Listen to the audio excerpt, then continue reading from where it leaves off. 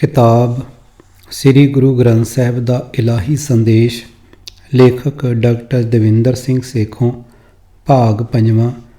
नाम दान इशनान ਅਤੇ नाम की है।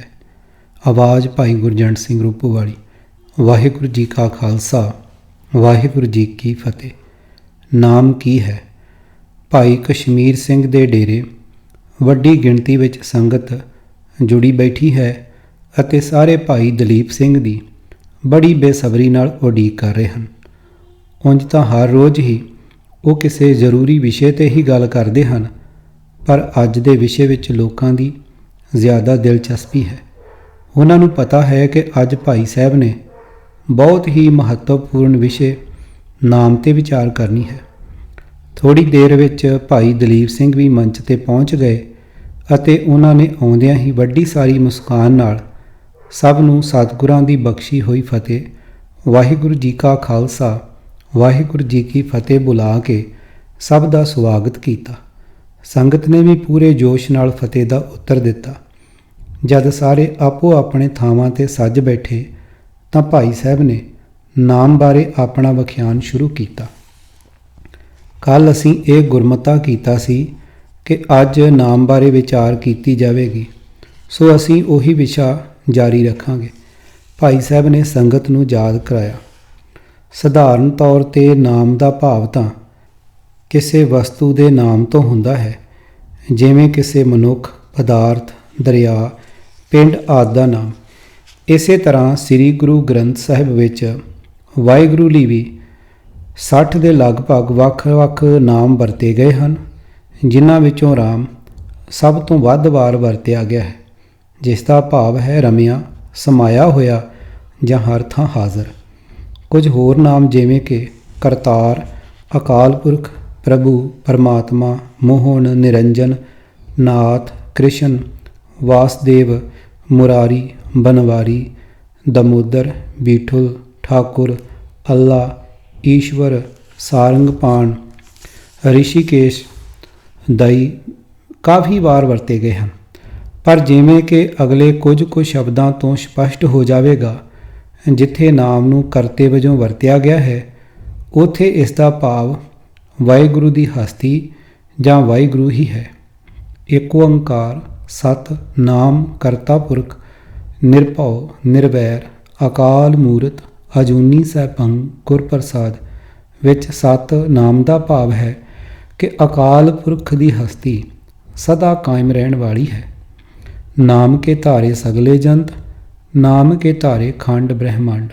ਸੁਖਮਨੀ ਸਾਹਿਬ ਪੰਨਾ 284।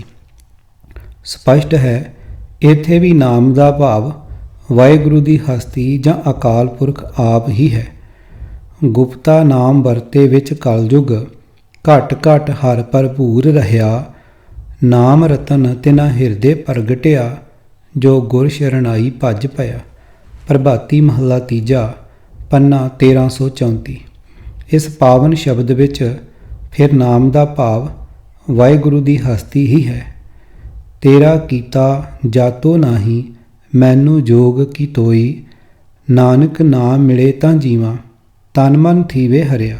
ਸ਼ਲੋਕ ਮਹੱਲਾ ਪੰਜਵਾਂ ਪੰਨਾ 1429। ਜਿਵੇਂ ਕਿ ਸਪਸ਼ਟ ਹੈ ਇੱਥੇ ਨਾਮ ਮਿਲੇ ਦਾ ਭਾਵ ਵਾਹਿਗੁਰੂ ਨਾਲ ਮਿਲਾਪ ਹੈ। ਅਜਿਹੇ ਹੋਰ ਵੀ ਬਹੁਤ ਸਾਰੇ ਪਾਵਨ ਸ਼ਬਦ ਹਨ ਜਿਨ੍ਹਾਂ ਵਿੱਚ ਨਾਮ ਦਾ ਅਰਥ ਵਾਹਿਗੁਰੂ ਹੀ ਹੈ, ਪਰ ਕਈ ਥਾਵਾਂ 'ਤੇ ਨਾਮ ਦਾ ਭਾਵ ਵਾਹਿਗੁਰੂ ਦੀ ਯਾਦ ਨੂੰ ਆਪਣੇ ਮਨ ਵਿੱਚ ਵਸਾਉਣ ਤੋਂ ਹੈ। ਇਹ ਵਿਚਾਰ ਅਗਲੇ ਕੁਝ ਪਾਵਨ ਸ਼ਬਦਾਂ ਤੋਂ ਸਪਸ਼ਟ ਹੋ ਜਾਵੇਗਾ। ਦੀਵਾ ਮੇਰਾ ਏਕ ਨਾਮ ਦੁੱਖ ਵਿੱਚ ਪਾਇਆ ਤੇਲ। ਉਨ ਚਾਨਣ ਓਏ ਸੋਖਿਆ ਚੂਕਾ ਜਮ ਸਿਉ ਮੇਲ। ਆਸਾ ਮਹੱਲਾ ਪਹਿਲਾ ਪੰਨਾ 358।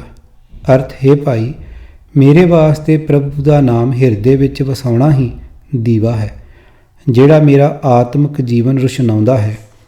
ਇਸ ਦੀਵੇ ਵਿੱਚ ਮੈਂ ਦੁਨੀਆਦਾਰੀ ਦਾ ਦੁੱਖ ਰੂਪ ਤੇਲ ਪਾਇਆ ਹੈ। ਨਾਮ ਦੀਵੇ ਦੇ ਆਤਮਿਕ ਚਾਨਣ ਨਾਲ ਉਹ ਦੁੱਖ ਰੂਪ ਤੇਲ ਸੜਦਾ ਜਾਂਦਾ ਹੈ ਅਤੇ ਮੇਰਾ ਜਮ ਨਾਲ ਮੇਲ ਵੀ ਕੱਟਿਆ ਜਾਂਦਾ ਹੈ। ਗੁਰ ਜੇਵੜ ਦਾਤਾ ਮੈਂ ਅਵਰ ਨ ਕੋਈ ਰਾਮ। ਹਰ ਹਰ ਨਾਮ ਜਿਨੀ ਅਰਾਧਿਆ ਤਿਨਕਾ ਦੁਖ ਭਰਮ ਪਉ ਭਾਗਾ।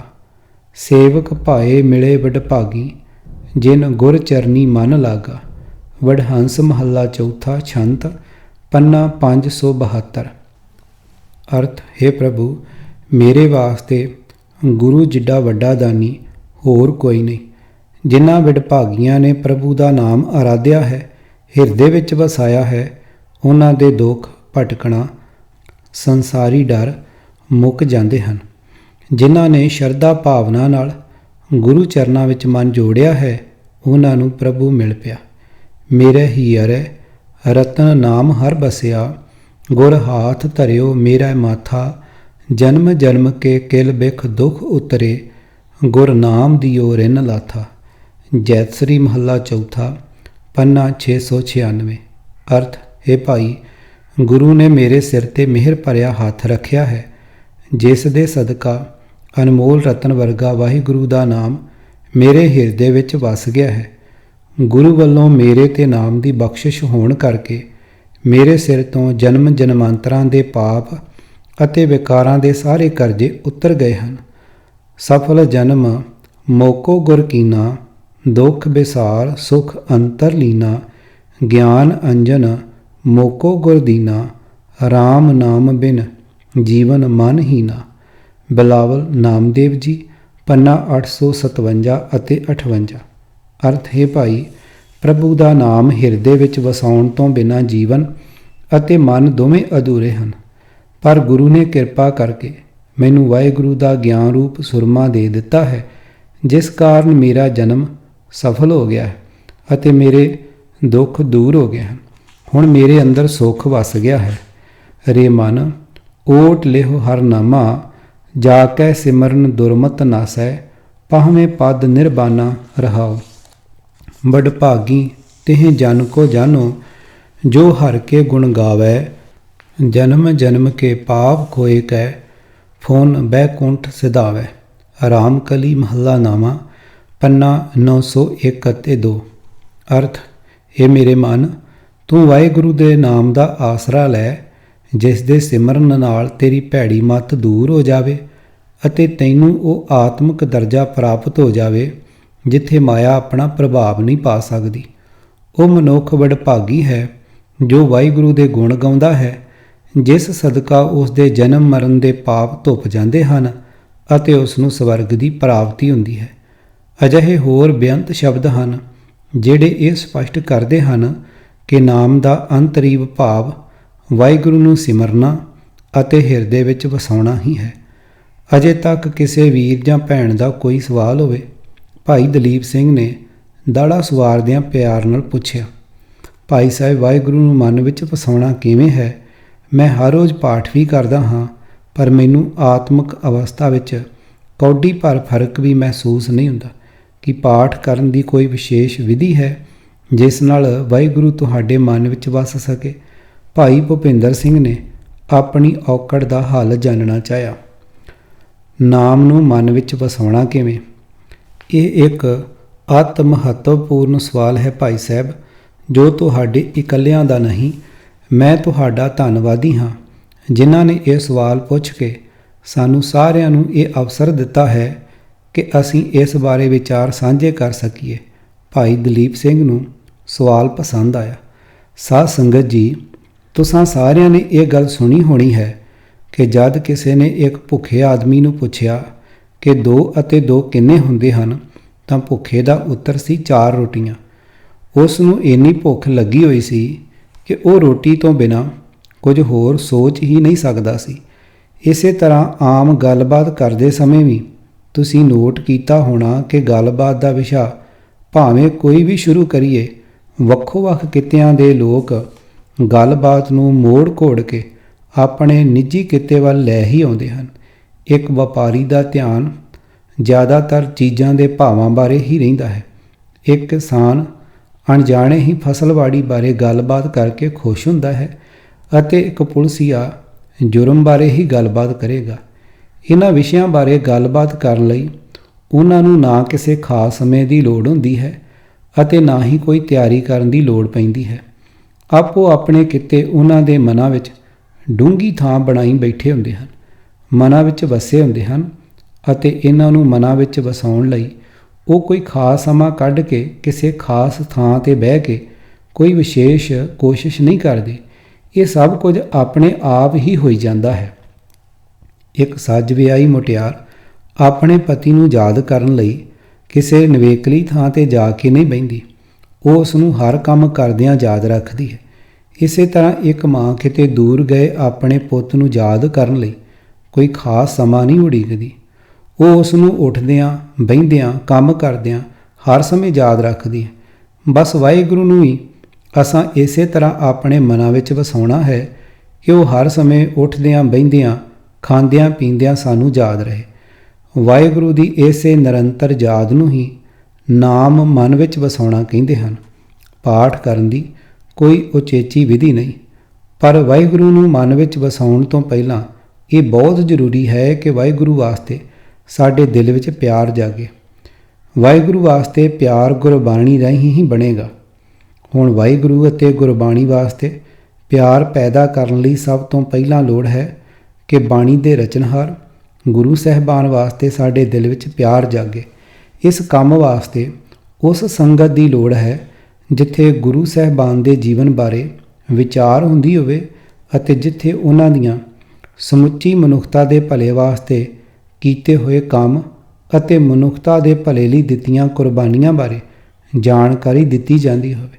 ਜਿਵੇਂ ਗੁਰੂ ਅਮਰਦਾਸ ਜੀ ਦਾ ਫਰਮਾਨ ਹੈ ਕਿ ਬਬਾਣੀਆਂ ਕਹਾਣੀਆਂ ਪੁੱਤ ਸੁਪੁੱਤ ਕਰੇਨ।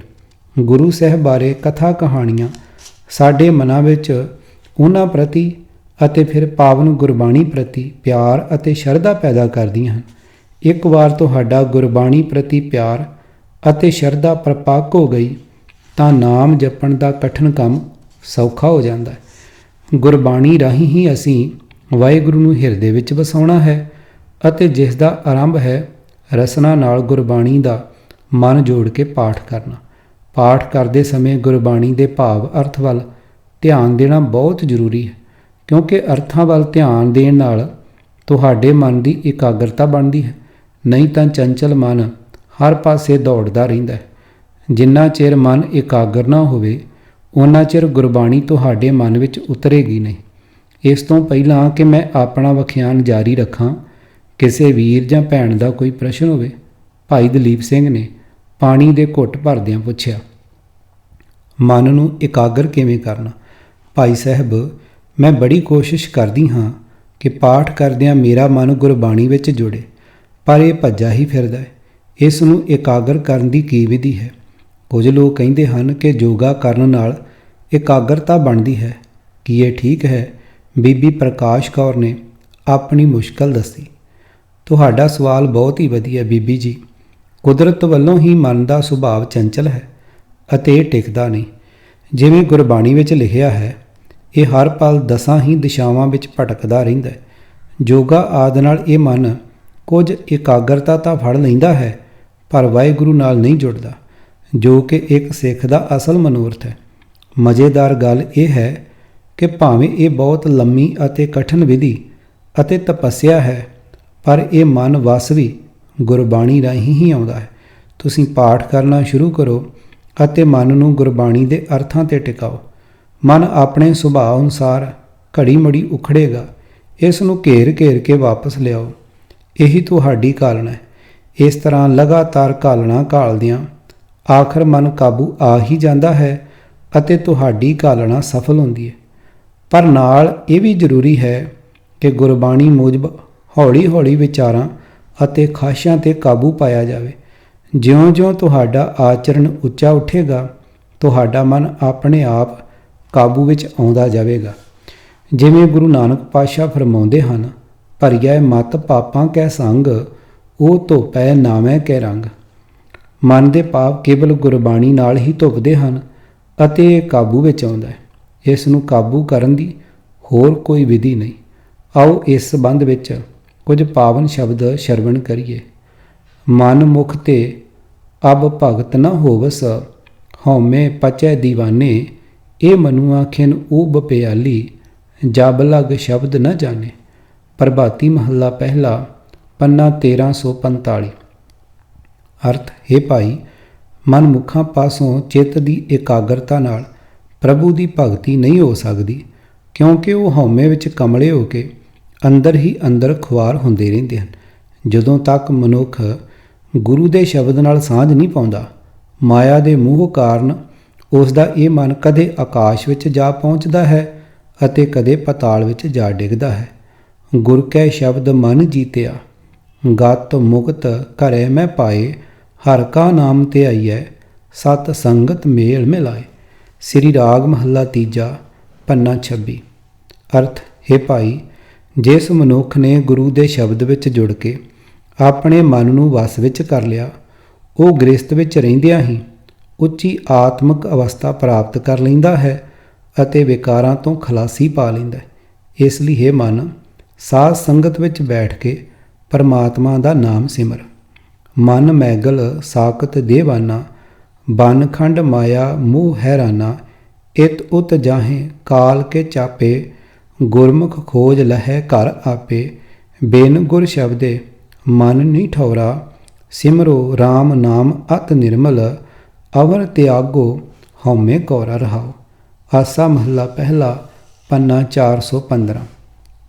ਅਰਥ, ਹੈ ਭਾਈ, ਗੁਰੂ ਦੇ ਸ਼ਬਦ ਵਿੱਚ ਜੁੜਨ ਤੋਂ ਬਿਨਾਂ ਮਨ ਟਿਕਦਾ ਨਹੀਂ। ਇਸ ਨੂੰ ਟਿਕਾਉਣ ਲਈ ਗੁਰੂ ਦੇ ਸ਼ਬਦ ਰਾਹੀਂ ਵਾਹਿਗੁਰੂ ਦਾ ਨਾਮ ਸਿਮਰੋ ਅਤੇ ਹੋਰ ਰਸ ਛੱਡ ਦਿਓ, ਜਿਹੜੇ ਭੈੜੀ ਹਉਮੈ ਨੂੰ ਵਧਾਉਂਦੇ ਹਨ। ਗੁਰੂ ਦੇ ਸ਼ਬਦ ਨੂੰ ਭੁਲਾ ਕੇ ਮਾਇਆ ਵੇੜਿਆ ਮਨ ਪਾਗਲ ਹਾਥੀ ਸਮਾਨ ਹੈ, ਜੋ ਮਾਇਆ ਦੇ ਮੋਹ ਕਾਰਨ ਸੰਸਾਰ ਜੰਗਲ ਵਿੱਚ ਭਟਕਦਾ ਫਿਰਦਾ ਹੈ। ਮਾਇਆ ਦੇ ਮੋਹ ਕਾਰਨ ਜਿਨ੍ਹਾਂ ਨੂੰ ਆਤਮਿਕ ਮੌਤ ਦਬਾ ਲੈਂਦੀ ਹੈ, ਉਹ ਇੱਧਰ ਉੱਧਰ ਭਟਕਦੇ ਫਿਰਦੇ ਹਨ। ਪਰ ਗੁਰੂ ਦੀ ਸ਼ਰਨ ਲੈਣ ਵਾਲੇ ਮਨੁੱਖ ਭਾਲ ਕੇ ਆਪਣੇ ਅੰਦਰ ਹੀ ਪ੍ਰਭੂ ਦਾ ਟਿਕਾਣਾ ਲੱਭ ਲੈਂਦੇ ਹਨ। ਮਨ ਮਰੈ ਧਾਤ ਮਰ ਜਾਏ, ਬਿਨ ਮਨ ਮੂਏ ਕੈਸੇ ਹਰ ਪਾਏ। ਇਹ ਮਨ ਮਰੇ ਦਾਰੂ ਜਾਣੇ ਕੋਏ, ਮਨ ਸ਼ਬਦ ਮਰੈ ਬੂਝੇ ਜਨ ਸੋਏ। ਧਨਾਸਰੀ ਮਹੱਲਾ ਤੀਜਾ, ਪੰਨਾ 665।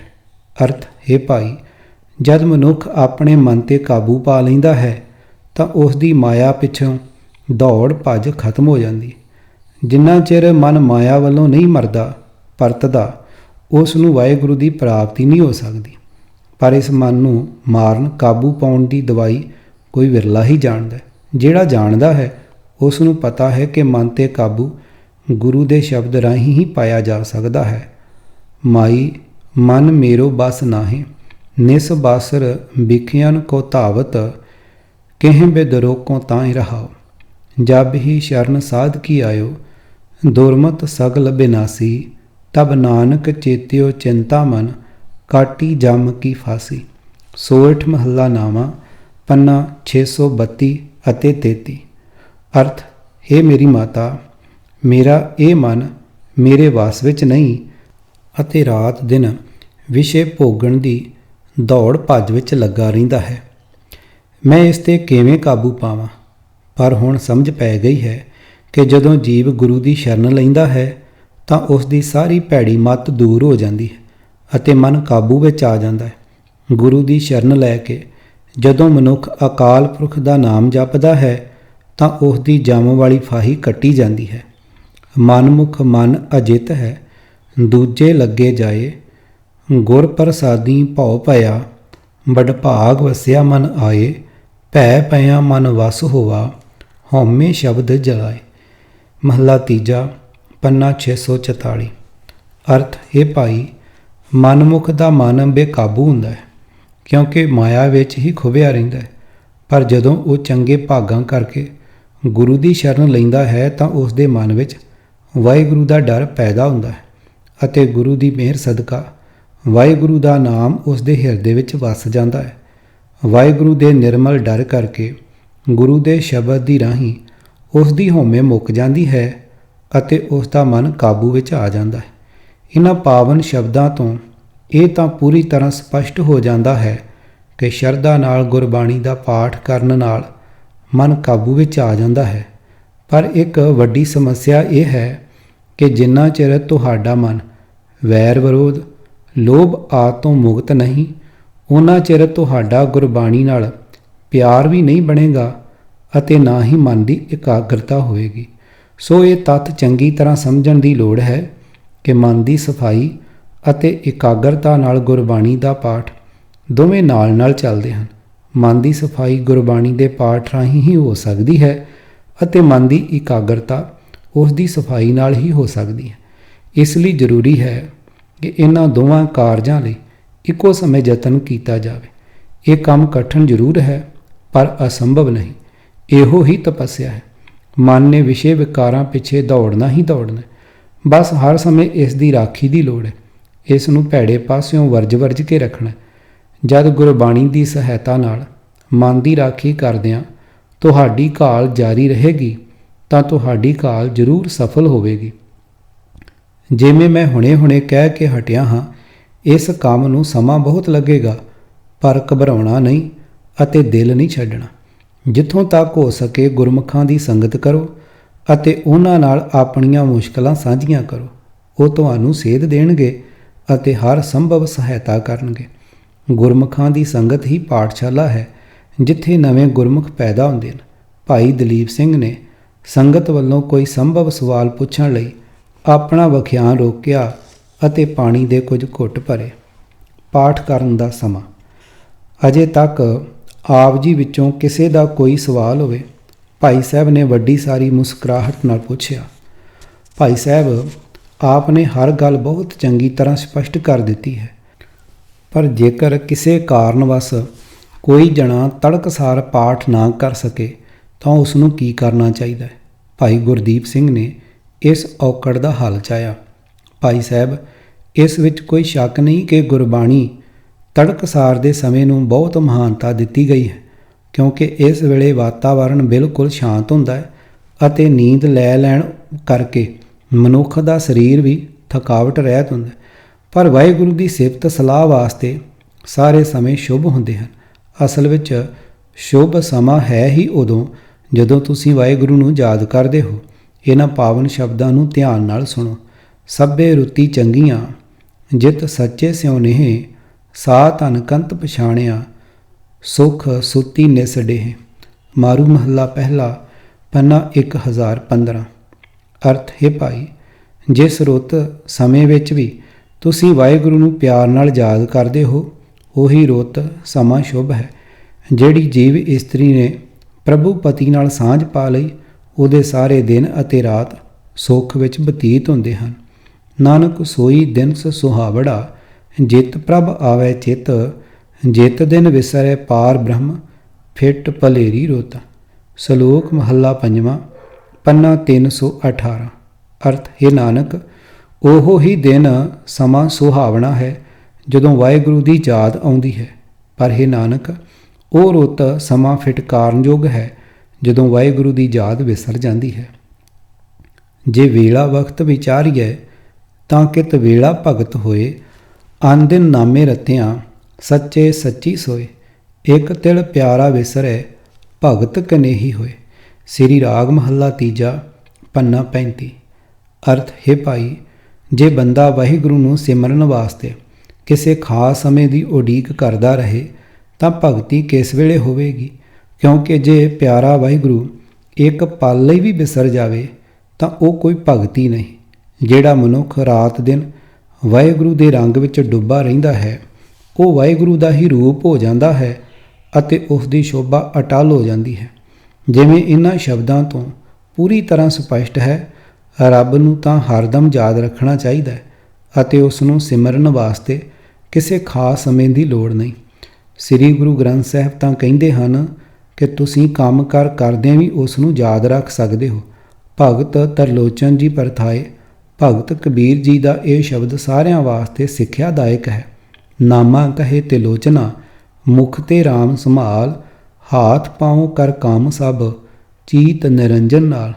ਸ਼ਲੋਕ ਕਬੀਰ ਜੀ, ਪੰਨਾ 1375। ਅਰਥ, ਨਾਮਦੇਵ ਜੀ ਕਹਿੰਦੇ ਹਨ, ਹੇ ਤਿਲੋਚਨ, ਤੂੰ ਹੱਥਾਂ ਤੇ ਪੈਰਾਂ ਨਾਲ ਕੰਮ ਕਰਦਿਆਂ ਵੀ ਪਰਮਾਤਮਾ ਨੂੰ ਆਪਣੀ ਜੀਭ ਨਾਲ ਸਿਮਰ ਸਕਦਾ ਹੈ। ਭਾਵੇਂ ਤੂੰ ਕੰਮ ਕਰ ਰਿਹਾ ਹੋਵੇਂ ਤਾਂ ਵੀ ਤੇਰਾ ਮਨ ਤਾਂ ਪ੍ਰਭੂ ਦੀ ਯਾਦ ਵਿੱਚ ਜੁੜ ਸਕਦਾ ਹੈ। ਨਾਮ ਦੇਣਾ, ਗੁਪਤ ਨਾਮ। ਕਿਸੇ ਵੀਰ ਜਾਂ ਭੈਣ ਦਾ ਕੋਈ ਹੋਰ ਸਵਾਲ ਹੋਵੇ, ਭਾਈ ਦਲੀਪ ਸਿੰਘ ਨੇ ਮਾਈਕ ਨੂੰ ਸੂਤ ਕੀਤਾ। ਭਾਈ ਸਾਹਿਬ, ਨਾਮ ਦੇਣ ਤੋਂ ਕੀ ਭਾਵ ਹੈ? ਕੁਝ ਡੇਰੇਦਾਰ ਲੋਕਾਂ ਦੇ ਕੰਨਾਂ ਵਿੱਚ ਗੁਪਤ ਨਾਮ ਦਿੰਦੇ ਹਨ ਅਤੇ ਨਾਲ ਹੀ ਇਹ ਪੱਕੀ ਹਦਾਇਤ ਕਰਦੇ ਹਨ ਕਿ ਇਹ ਗੁਪਤ ਨਾਮ ਕੇਵਲ ਉਸੇ ਹੀ ਵਿਅਕਤੀ ਲਈ ਹੈ, ਕਿਸੇ ਹੋਰ ਨੂੰ ਇਹ ਭੇਦ ਭਰਿਆ ਨਾਮ ਨਹੀਂ ਦੱਸਣਾ। ਇਸ ਗੁਪਤ ਨਾਮ ਦੇਣ ਦਾ ਕੀ ਭਾਵ ਹੈ? ਭਾਈ ਮਨਜੀਤ ਸਿੰਘ ਨੂੰ ਇਹ ਭੇਦ ਸਦਾ ਹੀ ਹੈਰਾਨ ਕਰਦਾ ਰਿਹਾ। ਬਹੁਤ ਵਧੀਆ ਸਵਾਲ ਪੁੱਛਿਆ ਹੈ ਆਪ ਨੇ ਭਾਈ ਸਾਹਿਬ। ਭਾਈ ਦਲੀਪ ਸਿੰਘ ਥੋੜ੍ਹਾ ਮੁਸਕਰਾਏ। ਜਿਵੇਂ ਅਸਾਂ ਹੁਣੇ ਹੀ ਵਿਚਾਰ ਕੀਤੀ ਹੈ ਕਿ ਨਾਮ ਦਾ ਭਾਵ ਵਾਹਿਗੁਰੂ ਦੀ ਪਵਿੱਤਰ ਯਾਦ ਨੂੰ ਹਿਰਦੇ ਵਿੱਚ ਵਸਾਉਣਾ ਹੈ, ਜਿਹੜਾ ਕਿ ਗੁਰਬਾਣੀ ਦੀ ਵਿਚਾਰ ਅਤੇ ਉਸ ਦੀ ਸਿਫਤ ਸਲਾਹ ਨਾਲ ਹੀ ਹੋ ਸਕਦਾ ਹੈ। ਨਾਮ ਕੋਈ ਆਕਾਰ ਵਾਲਾ ਪਦਾਰਥ ਨਹੀਂ ਜੋ ਕਿਸੇ ਨੇ ਦੂਸਰੇ ਨੂੰ ਫੜਾ ਦਿੱਤਾ। ਨਾਮ ਦੀ ਪ੍ਰਾਪਤੀ ਤਾਂ ਇੱਕ ਕਰੜੀ ਘਾਲ ਹੈ ਜਿਹੜੀ ਹਰ ਮਨੁੱਖ ਨੇ ਆਪ ਕਰਨੀ ਹੈ। ਅਸੀਂ ਇਹ ਵੀ ਵਿਚਾਰ ਕੀਤੀ ਹੈ ਕਿ ਸਾਡੇ ਮਨ ਵਿੱਚ ਹਉਮੈ ਸਵਾਰਥ ਦੀ ਮੈਲ ਹੋਣ ਕਰਕੇ ਵਾਹਿਗੁਰੂ ਦੇ ਨਾਮ ਦਾ ਨਿਵਾਸ ਨਹੀਂ ਹੋ ਸਕਦਾ। ਅਸੀਂ ਵਾਹਿਗੁਰੂ ਦੀ ਸਿਫਤ ਸਲਾਹ ਕਰਕੇ ਆਪਣੇ ਮਨ ਦੀ ਮੈਲ ਧੋਣ ਦਾ ਲਗਾਤਾਰ ਯਤਨ ਕਰਦੇ ਹਾਂ, ਪਰ ਜਿੰਨਾ ਚਿਰ ਮਨ ਵਿੱਚ ਹਉਮੈ ਦੀ ਮੈਲ ਟਿਕੀ ਰਹਿੰਦੀ ਹੈ ਉਨਾ ਚਿਰ ਸਾਡੇ ਅੰਦਰ ਨਾਮ ਨਹੀਂ ਟਿਕ ਸਕਦਾ। ਇਸ ਸੰਬੰਧੀ ਮੈਂ ਆਪ ਜੀ ਨਾਲ ਇੱਕ ਦੋ ਪਾਵਨ ਸ਼ਬਦ ਸਾਂਝੇ ਕਰਨੇ ਚਾਹਾਂਗਾ। ਹਉਮੈ ਨਾਮੇ ਨਾਲ ਵਿਰੋਧ ਹੈ, ਦੋਏ ਨਾ ਵਸੈ ਇੱਕ ਠਾਏ। ਹਉਮੈ ਵਿੱਚ ਸੇਵਾ ਨਾ ਹੋਵਈ, ਤਾਂ ਮਨ ਬਿਰਥਾ ਜਾਏ। ਵਡਹੰਸ ਮਹੱਲਾ ਤੀਜਾ, ਪੰਨਾ 560। ਅਰਥ ਹੈ ਭਾਈ, ਹਉਮੈ ਅਤੇ ਵਾਹਿਗੁਰੂ ਦੇ ਨਾਮ ਦਾ ਆਪਸ ਵਿੱਚ ਵੈਰ ਹੈ। ਮਨੁੱਖੀ ਹਿਰਦੇ ਵਿੱਚ ਇਹ ਦੋਵੇਂ ਇਕੱਠੇ ਨਹੀਂ ਵਸ ਸਕਦੇ।